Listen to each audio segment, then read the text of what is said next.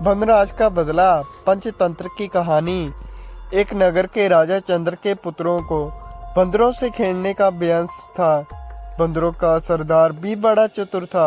वह सब बंदरों को नीति शासक पढ़ाया करता था। सब बंदर उसकी आज्ञा का पालन करते थे। राजा पुत्र भी उन बंदरों के सरदार वनराज का बहुत मानते थे। उसी नगर के राजगृह में छोटे राजपुत्र के वाहन के लिए कई मेंढे भी थे। उनमें से एक मेंढा बहुत लोभी था। वह जब भी चाहे तब रसोई में घुसकर सब कुछ खा लेता था। रसोइये उसे लकड़ी से मारकर बाहर निकाल देते थे। वनराज ने जब यह कलह देखा तो वह चिंतित हो गया। उसने सोचा, यह कलह किसी दिन सारे वनराज साम्राज्य के नाश का कारण हो जाएगा। कारण यह कि जिस दिन कोई नौकर इस मेंढे को जलती लकड़ी से मारेगा, उसी दिन यह मेंढा गुड़साल में घुसकर आग लगा देगा। इसके कई घोड़े जल जाएंगे। जलन के गांवों को भरने के लिए बंदरों की चाबी की मांग पैदा होगी। तब हम सब मारे जाएंगे। इतनी दूर की बात सोचने के बाद उससे ने बंदरों को सलाह दी कि वह अभी से राजगृह को त्याग दें, किंतु उस समय बंदरों ने उसकी बात को नहीं सुना। राजगृह में उन्होंने मीठे मीठे फल मिलते थे, उन्हें छोड़कर वह कैसे जाते। उन्होंने वनराज के से कि बुढ़ापा के कारण तुम्हारी बुद्धि मंद पड़ गई है। हम राजपुत्र के प्रेम परिवार और अमृत समान मीठे फलों को छोड़कर जंगल में नहीं जाएंगे। वनराज ने आंखों में आंसू भरकर कहा, मूर्खों, तुम इस लोभ का परिणाम नहीं जानते। यह सुख तुम्हें बहुत महंगा पड़ेगा। यह कहकर वनराज स्वयं राजगृह छोड़कर वन में चला गया। उसके जाने के बाद एक दिन वही बात हो गई जिसने वनराज ने बंदरों को सावधान किया था।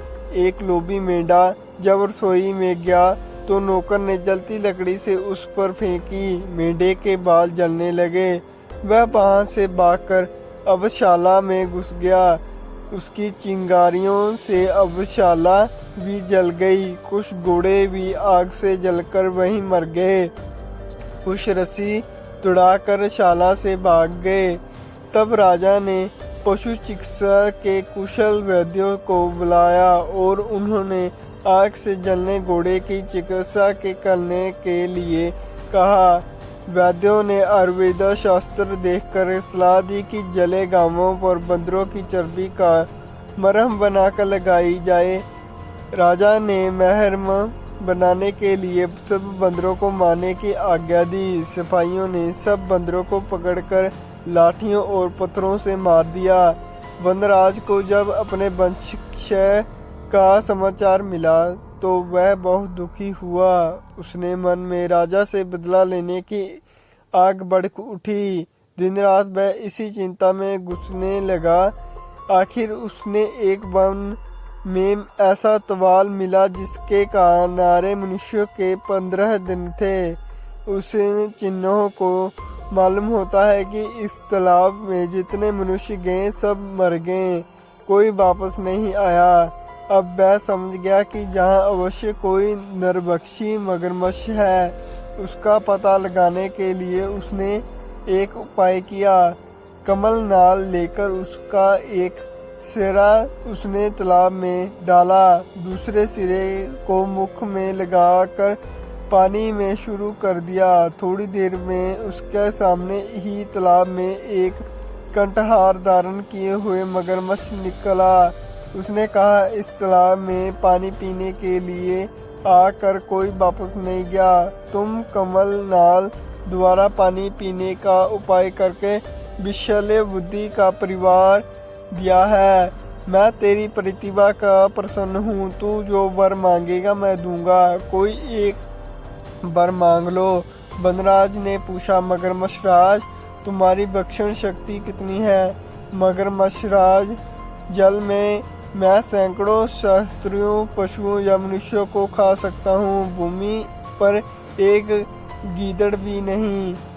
बनराज, एक राजा से मेरा बैर है। यदि तुम वह कंठार मुझे दे दो तो मैं उसे सारे परिवार को तालाब में लाकर तुम्हारा भोजन बना सकता हूँ। मगरमच्छ को कंठार दे दिया। बनराज कंठार पहनकर राजा के महल में चला गया।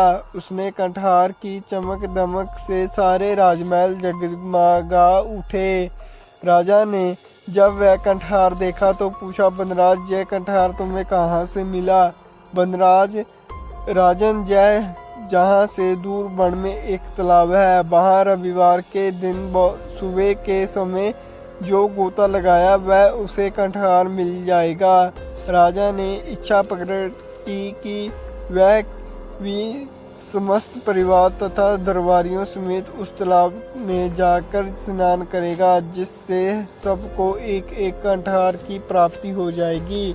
निश्चित दिन राजा समेत सभी लोग बनराज के साथ तालाब पर पहुंच गए। किसी को यह ना सूझा कि ऐसा कभी संभव नहीं हो सकता।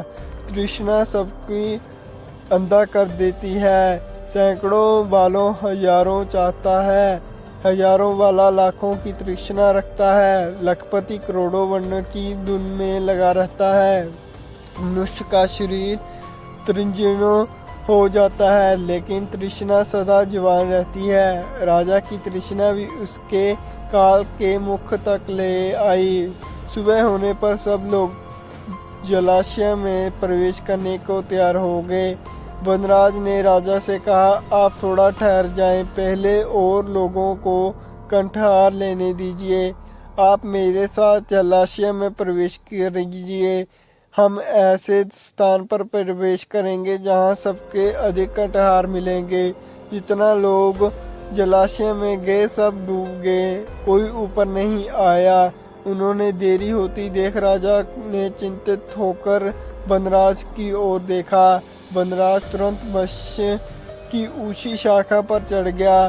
बोला, महाराज, तुम्हारे सब बंधुओं को जलाशय में बैठे राक्षस ने खा लिया। तुमने मेरे कुल का नाश किया था, मैंने तुम्हारा कुल नष्ट कर दिया। मुझे बदला लेने था, ले लिया। जाओ, राजमहल को वापस चले जाओ। राजा क्रोध से पागल हो रहा था, किंतु अब कोई उपाय नहीं था। बनराज ने सामान्य नीति का पालन किया था। हिंसा का उत्तर प्रतिहिंसा और दुष्टता का उत्तर दुष्टता से देना ही व्यवहारिक नीति है। राजा के वापस जाने के बाद मगरमच्छ तालाब से निकला। उसने बनराज की बुद्धिमत्ता की प्रशंसा की। इस कहानी से सीख लोभ बुद्धि पर पर्दा डाल देती है। धन्यवाद।